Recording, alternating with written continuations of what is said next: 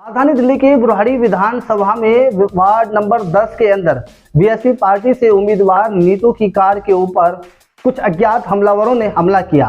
गनीमत रही उस वक्त खुद प्रत्याशी उस कार में मौजूद नहीं थी। बीएसपी से जो उम्मीदवार हैं उनका आरोप है कि ये साजिश कहीं ना कहीं विपक्ष ने रची है, क्योंकि इस बार नगर निगम चुनाव में लोगों का बहुमूल्य समर्थन इनको मिला है और इनका चुनाव प्रचार प्रसार विपक्ष से ज्यादा तेजी में चल रहा है। देखिए इस रिपोर्ट में।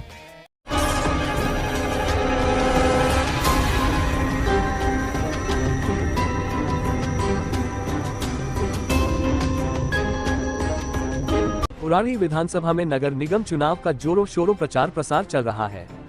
झड़ौदा वार्ड 10 से बीएसपी की उम्मीदवार नीतू सिंह की कार के ऊपर बीती रात कुछ अज्ञात हमलावरों ने हमला कर दिया।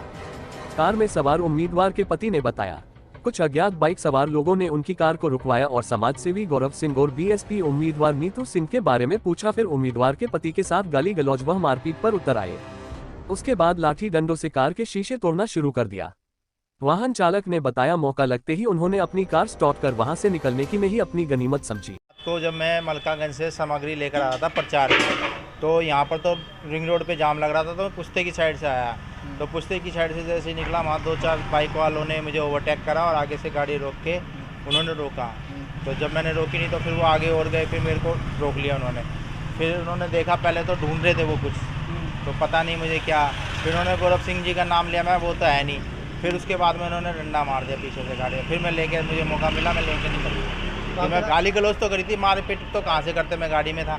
इससे पहले मैं क्योंकि मैं बहस करना नहीं चाहता था, अगर मैं फंसता तो मैं ही करता रहता हूँ। बीएसपी उम्मीदवार नीतू सिंह ने आरोप लगाते हुए कहा है कि कुछ विपक्षी पार्टियां नहीं चाहती कि वह निगम चुनाव लड़े, क्योंकि कुछ पार्टियों के पदाधिकारी व कार्यकर्ताओं ने उनको अपना समर्थन दे दिया है। उनका चुनाव प्रचार प्रसार जोरों शोरों पर चल रहा है। नीतू सिंह ने आरोप लगाते हुए ये भी कहा कि प्रचार प्रसार के वक्त कुछ विपक्ष पार्टी के कार्यकर्ताओं ने भी उनके साथ बदतमीजी भी की। फिर उसके बाद रात के समय उनकी कार के ऊपर झड़ौदा पुश्ते पर जानलेवा हमला हुआ। ऐसे में बीएसपी उम्मीदवार का सीधा आरोप विपक्ष पर ही है। बीएसपी उम्मीदवार का कहना है, यदि उस वक्त वह खुद कार में सवार होती तो हो सकता था कि वह हमलावर उनकी जान भी ले सकते थे। बीएसपी उम्मीदवार का आरोप है कि विपक्ष उनके चुनाव प्रचार प्रसार से बौखला गया है, जिसकी वजह से उनके ऊपर जानलेवा हमला किया जा रहा है। इसके पीछे जो विपक्षी पार्टी उन्हीं का हाथ है। कल हम अपने प्रचार प्रसार के लिए गए थे, हम लेडीजे थे साथ में, तो हमने पर्चा दे दिया। हमें नहीं पता था ये बीजेपी का है। उसने हमें बुलाया, बोला इधर आओ, तुम ये टोपी देख रही हो। उसने सीधा ऐसे ही बोला था कि तुम ये टोपी देख रही हो। मैंने कहा भैया तो क्या हो गया, हमें तो हर किसी को हक है पर्चा देने का। लेकिन जो भाजपा है वो बिल्कुल बौखला गई है। उन्होंने, अब हम क्या प्रचार करने भी ना निकले महिलाएं, उनको ऐसे रोका जाएगा। बीच में रुकावटें डाली जा रही है कि बीएसपी मैदान में ना आए। तो इस पार्टी को छोटी समझ के तो इस पर अटैक किया जा रहा है।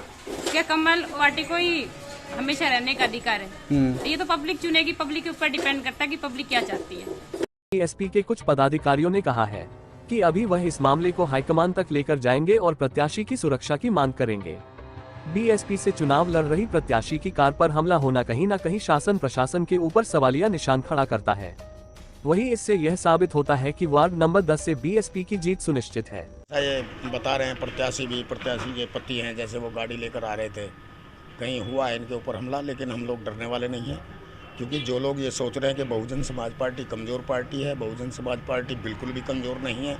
बहुजन समाज पार्टी राष्ट्रीय स्तर पर तीसरे नंबर की पार्टी है। दिल्ली में ये ना समझें जो विरोधी दल के नेता हैं, उन लोगों के जो प्रत्याशी हैं वो ऐसे हमले बिल्कुल भी ना करें, ताकि बहुजन समाज कहीं ऐसा ना हो कि ईंट का जवाब पत्थर से देना शुरू कर दे। हम लोग डरने वाले नहीं हैं। ये बात अभी आज पता लगा है हमें, जैसे ही मैं इस विधान वार्ड में झड़ौदा वार्ड नंबर 10 में आया हूँ। सुबह सुबह पता लगा कि ऐसे ऐसे प्रत्याशी की गाड़ी को जैसा देख रहे हैं इसका शीशा तोड़ा गया है। तो हम दिल्ली प्रदेश कमेटी से भी आज बात करेंगे और अपनी प्रत्याशी की भी, और जो लोग हमारे साथ में चलेंगे इस क्षेत्र में, हमारे जो समर्थक कार्यकर्ता होंगे, उनके लिए सुरक्षा की मांग भी करेंगे। फिलहाल इस मामले में कोई कानूनी कार्यवाही नहीं हुई है, लेकिन पार्टी के पदाधिकारी का कहना है यदि आगे से इस तरह का कोई हमला उम्मीदवार के ऊपर होता है तो वह सख्त से सख्त कार्यवाही विपक्षियों पर कर सकते हैं। रिपोर्ट नसीम अहमद।